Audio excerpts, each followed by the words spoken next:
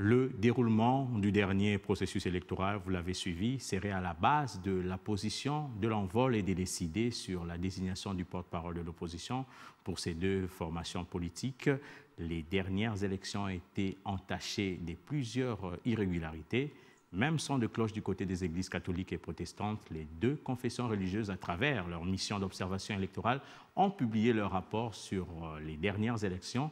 Face aux irrégularités constatées, elles recommandent les états généraux des élections. Est-ce une solution? Suivez. C'est un document critique que la mission d'observation électorale vient de publier 6 mois après l'organisation des élections générales en République démocratique du Congo.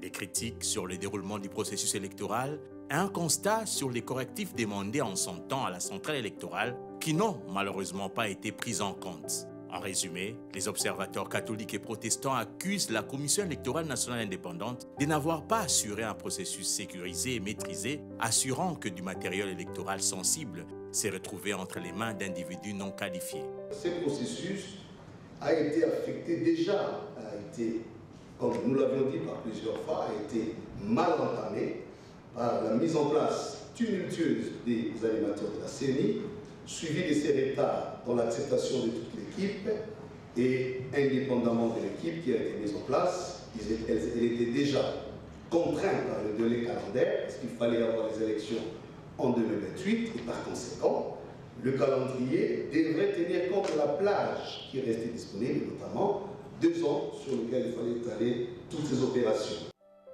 Deuxième grève portée à la CENI, l'audit externe du fichier électoral. Catholiques et protestants estiment que l'opération n'a pas semblé être menée de manière indépendante et professionnelle. Selon eux, des doutes subsistent quant à la fiabilité de ce fichier et des inquiétudes de voir l'Office national de l'identification de la population utiliser ces listes électorales pour produire la carte d'identité des citoyens congolais. Un rapport, selon la CENI, qui prête à la centrale électorale des pouvoirs qu'elle n'a pas, notamment la sécurisation du processus électoral qui dépend du gouvernement. La centrale électorale défend également la qualité du fichier.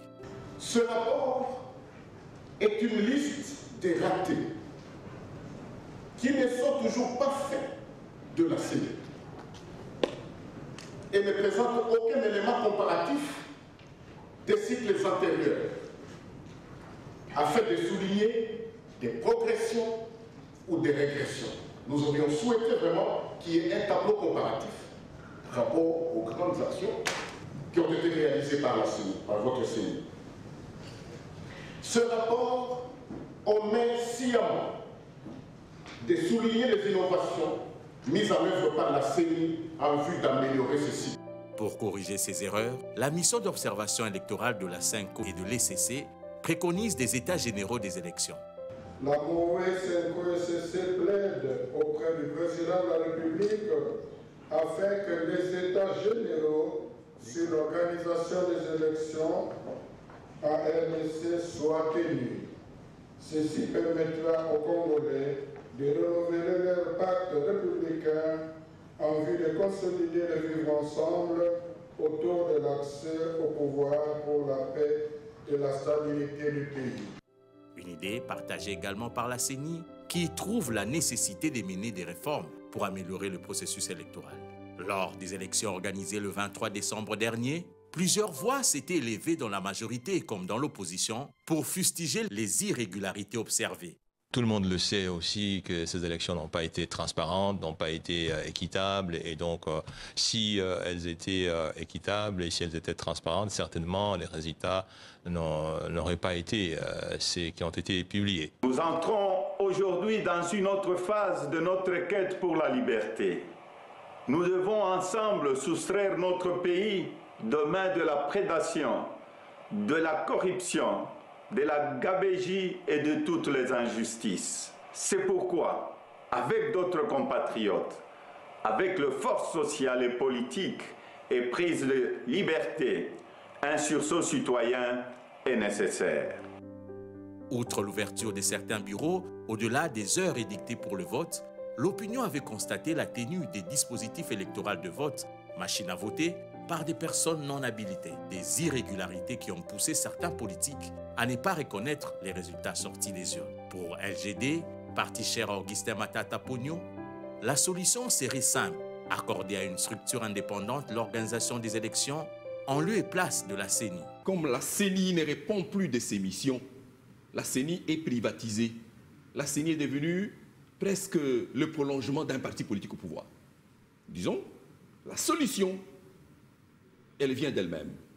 C'est de mettre cette CENI de côté parce qu'elle n'est plus utile et de pouvoir recourir probablement à l'expertise des institutions internationales. La CENI, elle a montré ses limites. Elle a montré, si nous avons une administration qui peut prendre la place de la CENI, nous appelons cette solution de tous nos voeux parce que le peuple n'a plus confiance en la CENI. Depuis l'organisation des premières élections post-transition en République démocratique du Congo, le travail de la CENI a toujours fait l'objet des critiques. Ce fut le cas après les élections organisées par l'abbé Apollinaire Malumalu en 2006, celle de Ngoï Mulunda en 2011, celle de Corneille Nangaa en 2028. Les scrutins organisés par Denis Kadima n'ont pas échappé à cette habitude. Malgré les révisions de la loi électorale la veille de chaque processus électoral, la solution n'a toujours pas été trouvée. Comment alors mettre fin à l'interminable recommencement? D'aucuns estiment que l'organisation des élections doit être restituée au ministère de l'Intérieur, comme cela se fait ailleurs. Cependant, le manque de confiance caractérise la classe politique congolaise. Donc pour nous, nous n'avons pas assisté à des élections. Donc il faut refaire ces élections. Si une institution d'appui à la démocratie ne sait pas faire l'unanimité, comment un ministère de l'Intérieur soit-il, dirigé par le régime en place, fera-t-il l'unanimité? Après 4 cycles électoraux, la République démocratique du Congo est appelée à refléter un consensus autour de l'organisation du scrutin. Maître Ramazani, vous venez tantôt là de dire que les élections ont été entachées de plusieurs irrégularités. Est-ce que faire les états généraux des élections est une bonne chose? Ça reste une très bonne chose dans la mesure où ça sera un cadre pour que les Congolais discutent et analysent la situation électorale. Mais au-delà de ça, le vrai problème des élections au Congo, ce n'est ni les états généraux, ni le texte. Le problème, c'est la volonté politique manifeste de ceux qui sont au pouvoir de permettre à ce que les élections soient réellement libres, transparentes et crédibles. Nous l'avions toujours dit à l'envol, la question électorale au Congo doit faire objet d'un consensus général de la classe politique. Et je crois que le président Sesanga, avec le G13 à l'époque qu'il conduisait, ils ont pu faire un grand travail où ils ont dégagé un large consensus. Moi, je peux vous affirmer que le G13 a pu dégager un consensus, d'où les réformes amenées à l'Assemblée nationale à son temps. Mais les pouvoirs à l'époque, dès lorsqu'ils avaient cette majorité qu'ils ont pu obtenir, ils ont décidé de déstructurer toute cette réforme qui était menée. La vraie question ou encore le vrai problème qu'il faudra relever demain pour harmoniser ou améliorer le processus électoral en République démocratique du Congo et nous éviter tout ce que nous avons vécu avec le processus électoral 2023, c'est qu'il faut dégager un consensus et de cela, il faudrait que ceux qui sont au pouvoir aient une volonté politique manifeste à permettre aux Congolais de se choisir librement leurs dirigeants. Et comment ça va se passer? Quelles sont les réformes, selon vous, qui doivent être entamées? Écoutez, le G13 l'a déjà fait, l'envol l'a proposé. Les réformes, nous l'avions dit, c'est connu de tous. Il faudrait permettre que... La meilleure des réformes aujourd'hui est de rassurer les parties prenantes aux élections, que le résultat qui s'en sort soit des résultats crédibles. Des résultats crédibles pour l'obtenir, c'est le détachement de politique dans la conduite du processus électoral. Mais comment ça va se faire? C'est vrai qu'on dit que la CENI est composée de la politique, mais qui ont une influence politique, qui viennent des partis politiques ou des regroupements politiques. Mais comment faire ce détachement? C'est le dépassement de soi.